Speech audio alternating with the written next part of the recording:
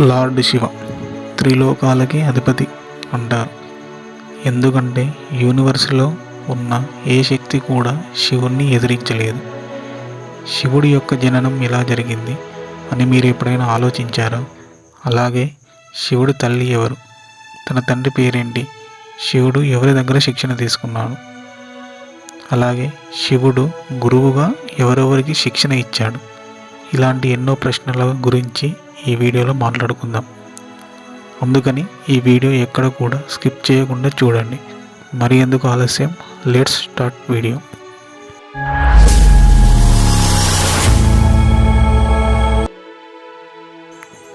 ముందుగా శివపురాణంలో శివుని జన్మకు సంబంధించిన ఒక కథ గురించి తెలుసుకుందాం. శివపురాణం ప్రకారం భగవంతుడు అయిన శివుని స్వయంభూ అంటారు. అంటే అర్థం, శివుడి యొక్క జన్మ అనేది స్వయంగా జరిగింది. శివుడికి తల్లి తండ్రులు లేరు అని మనం అర్థం చేసుకోవాలి. అందుకే శివుడు పంచభూతాలను కంట్రోల్ చేయగలడు. దీనివలన శివుడికి మృత్యు అనే భయం కూడా లేదు.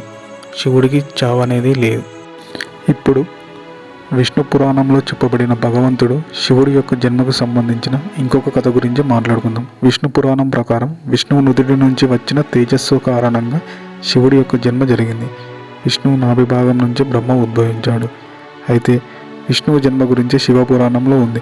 శివుడు ధ్యానం చేస్తూ రుద్రాక్షమాలను లెక్కిస్తూ ఉన్నప్పుడు ఒక రుద్రాక్ష నుంచి విష్ణువు జన్మించాడు. ఇక్కడ మీరు గమనించినట్లయితే విష్ణు పురాణం మరియు శివపురాణం రెండు ఒకదానికి ఒకటి పూర్తి వ్యతిరేకంగా ఉన్నాయి. ఇదే కాకుండా శివుడి జన్మకు సంబంధించి ఇంకొక పురాతన కథ కూడా ఉంది. ఇది కథ గురించి మీ ఇంట్లో మీ అమ్మమ్మ తాతయ్యలు చెప్పే ఉంటారు.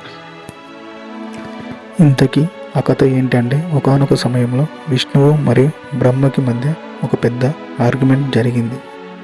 ఆ ఆర్గ్యుమెంట్లో ఈ యూనివర్స్లో ఎవరు గొప్ప అనే మాటలతో గొడవ పడడం మొదలుపెట్టారు. అలా ఈ ఇద్దరి మధ్య ఆర్గ్యుమెంట్ జరుగుతున్న సమయంలో శివుడు మెరుస్తున్న స్తంభంలాగా మధ్యలో ప్రత్యక్షమయ్యాడు.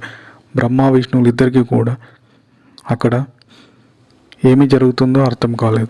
అప్పుడు సడన్గా ఒక శబ్దం వినిపించింది.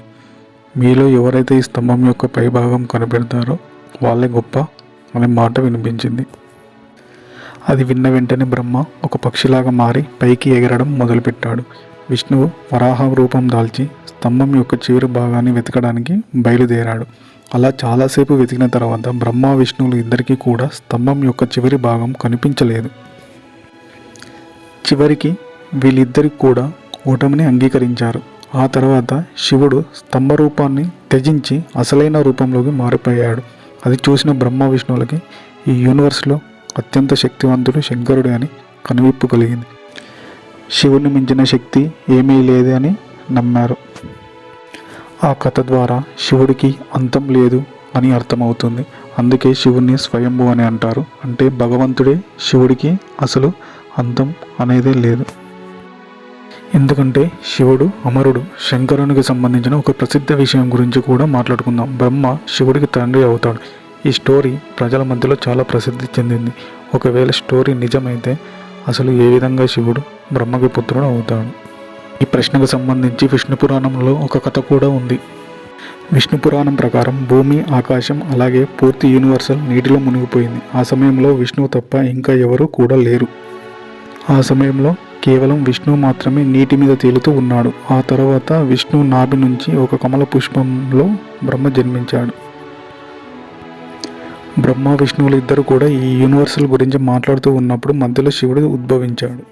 అప్పుడు బ్రహ్మ శివుడిని గుర్తుపట్టలేదు. అప్పుడు శివుడు అక్కడి నుంచి మాయమై పోయాడు. ఇది ఎంత గమనించిన విష్ణువు బ్రహ్మకి దివ్య దృష్టి ప్రసాదించి శివుడి గురించి గుర్తు చేశాడు.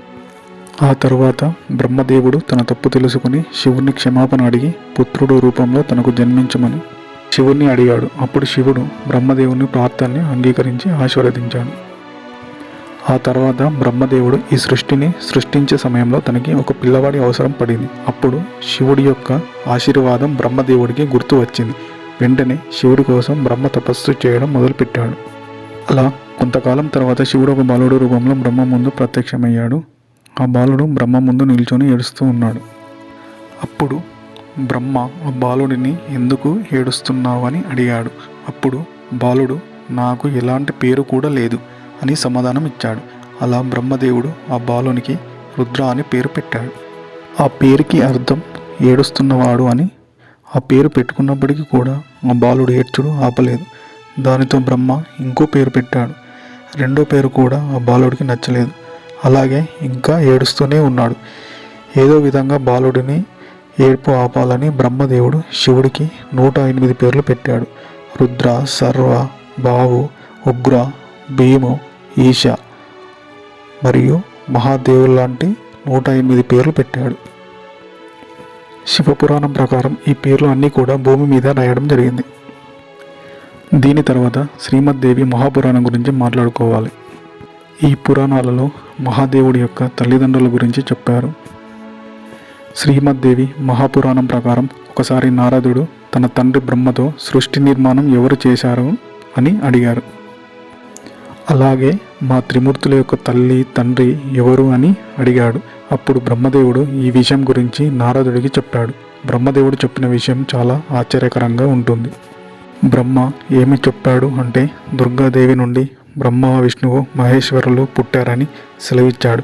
ఆ దుర్గాదేవియే మా ముగ్గురికి తల్లి అని బ్రహ్మ చెప్పాడు. మరియు కాల సదాశివుడు మా త్రిమూర్తుల తండ్రి అని చెప్పాడు.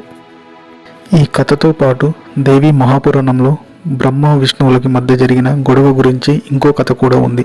దేవి పురాణం ప్రకారం ఒకసారి బ్రహ్మ మరియు విష్ణువుకి గొడవ జరిగింది. గొడవలో భాగంగా బ్రహ్మ ఈ సృష్టిని నేనే తయారు చేశాను అని అన్నాడు. దీనికి సమాధానంగా విష్ణువు నేను నీకు తండ్రిని, ఎందుకంటే నా నాభి నుంచి నువ్వు ఉద్భవించావు కాబట్టి అన్నాడు. అలా ఈ ఇద్దరి మధ్య గొడవ పెరుగుతూ వచ్చింది. ఈ విషయాన్ని గమనించిన సదాశివుడు అక్కడికి వచ్చి, పుత్రులారా, నేను మీకు యూనివర్సల్ని తయారు చేయడం, పాలించడం లాంటి 2 పనులను అప్పగించాను. ఇదే విధంగా శంకరుడికి సంహరణ తిరోగతి వంటి పనులను అప్పగించాను. సదాశివుడు ఇంకా మాట్లాడుతూ, నాకు 5 ముఖాలు ఉన్నాయి. ఆకార్, ముకార్, బిందు మరియు 5వ ముఖం నుంచి నాద అంటే శబ్దం ఉద్భవించింది. ఈ 5 ముఖాలను కలిపి చూసినట్లయితే ఓంకారం తయారవుతుంది. ఈ ఓంకారాన్ని మనమందరం శివుని మూల మంత్రంగా చెప్పుకుంటాం. సదాశివుడు ఇంత చెప్పిన తర్వాత శివుడు కంటే బ్రహ్మాండ మొత్తంలో ఎవరు కూడా శక్తివంతులు కారని బ్రహ్మ విష్ణువులకి అర్థమైంది. దానితో ఇద్దరు కూడా శివుడికి ప్రణామాలు చేశారు. ఇప్పటి వరకు శివుడి గురించి ఎన్నో విషయాలు తెలుసుకున్నాం. అయితే శివుడు ఎవరి దగ్గర శిక్షణ పొందాడు, శివుడు యొక్క గురువు ఎవరు అనే విషయం గురించి తెలుసా? మీలో కొంతమందికి ఈ విషయం గురించి తెలిసి ఉంటుంది. శివుడు పూర్తి విశ్వానికి గురువుగా చెప్పుకుంటారు. అయితే ఇక్కడ ప్రశ్న ఏంటంటే శివుడు ఎవరికి గురువుగా శిక్షణ ఇచ్చాడు? హిందూ పురాణాల ప్రకారం ఈ విశ్వానికి బ్రహ్మ మరియు శంకరుడు ప్రథమ గురువులు అవుతారు. వీళ్ళిద్దరూ కూడా ఈ సృష్టిని తయారు చేశారు. బ్రహ్మదేవుడు తన మానస పుత్రులకు శిక్షణ ఇచ్చాడు. అలాగే శివుడు తన జ్ఞానాన్ని 7 శిష్యులకి ఇచ్చాడు. అంటే శివుడు 7 శిష్యులకు గురువుగా చెప్పుకోవచ్చు. ఆ 7 శిష్యుల్ని ఈరోజు మనము సప్త ఋషులు అని పిలుస్తూ ఉంటాం. ఈ వీడియోలో శివుడి జన్మ గురించి ఎన్నో విషయాలను తెలుసుకున్నాము.